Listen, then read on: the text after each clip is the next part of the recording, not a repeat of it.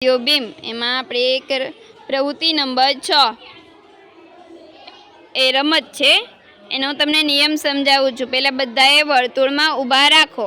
પછી હું એક એક વાક્ય બોલીશ. જો સાચું વાક્ય હોય ને એ વાર્તામાં આવ્યું હોય ને સાચું વાક્ય હોય તો ભીમની જેમ પગ પછાડો. કેમ પછાડશો? Very good.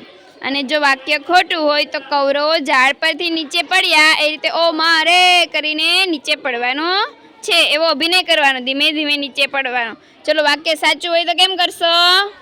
ભીમની જેમ પગ પછાડવાનો. અને જો વાક્ય ખોટું હોય તો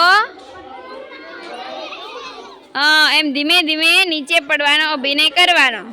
જેની ભૂલ પડશે આઉટ, એને એક બાજુ ઊભી જવાનું શાંતિથી. ચલો,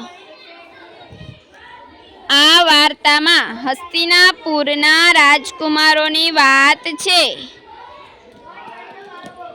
સરસ. દુર્યોધને કૌરવો સાથે આંબલી પીપળી રમવી હતી. સાચું? સાચું કે ખોટું? દુર્યોધનને કૌરવો સાથે આંબલી પીપળી રમવી હતી. ભીમે ઝાડ પર ચડીને બધા કૌરવોને નીચે પાડી દીધા. કેમ કે ખોટું વાક્ય છે. ભીમ ઝાડ પર ચડ્યો તો કેમ કે ચડી જ ના શકે. પાંડવો બગીચામાં કામ કરતા હતા.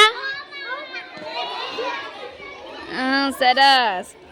પછી ભીમે દુર્યોધનને બાથમાં પકડી લીધો.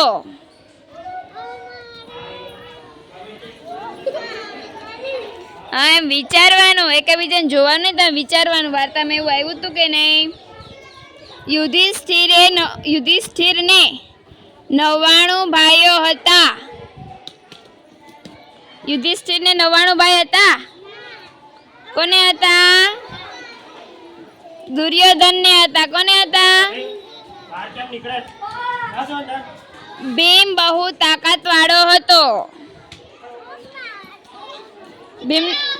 Very good. કાર્તિક અને આમીના બે જ ઊભા છે, બાકી બધાની ભૂલ પડી. ચલો, બાકી બધા આવો. તમે બે ઊભો જઈ.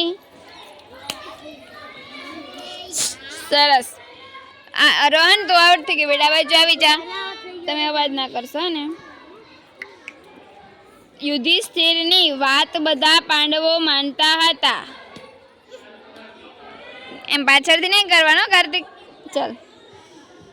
ભીમે જોરથી બૂમ પાડી. છેલ્લે દુર્યોધન આઉટ થઈ ગયો. Very good.